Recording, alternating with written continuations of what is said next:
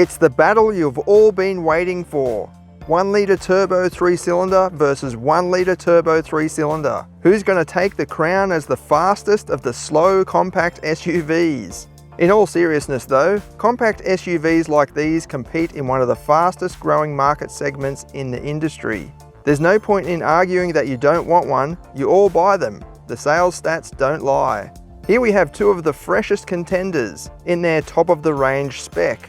And to make things confusing, perhaps reflecting how universal they are, both cars here are coated in dark grey paint. The new Ford Puma ST Line V shows off a frog-like pouncing design profile, garnished with enough sporty frills to get the adrenaline pumping.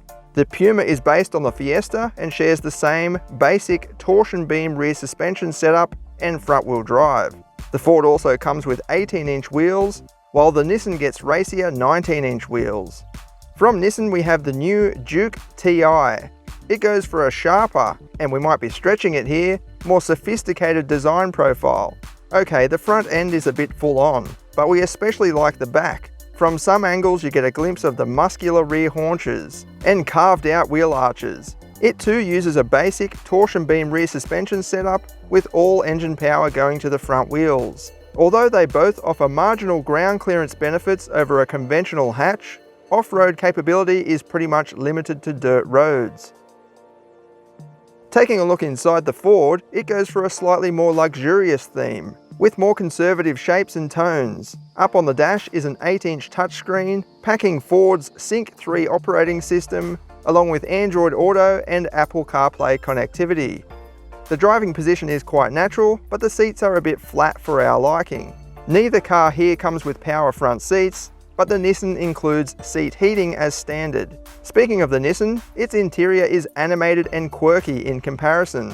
We're not saying we like it more, but it does seem a bit more interesting, yet probably won't age as well. It too comes with an 8-inch screen packed with Android Auto and Apple CarPlay. The Alcantara trimmings are a nice touch, and we do enjoy these front seats. They even come with their own speakers in the headrests. Rear seat space is pretty similar, to be honest, in that there's not much available. The slimmer front seats in the Ford seem to open up more room though, or at least perceived room, but there are no climate vents in the back of the console. The Nissan doesn't feature climate vents either, but it does include a USB charging port. That exciting Alcantara trim extends to the rear doors as well.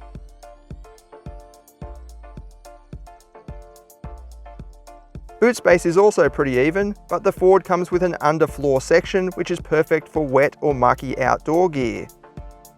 A 12-volt socket embedded into the boot wall adds convenience.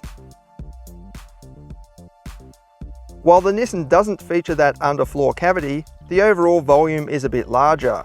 However, we find it annoying that the rear seats don't fold down completely flat like they do in the Ford.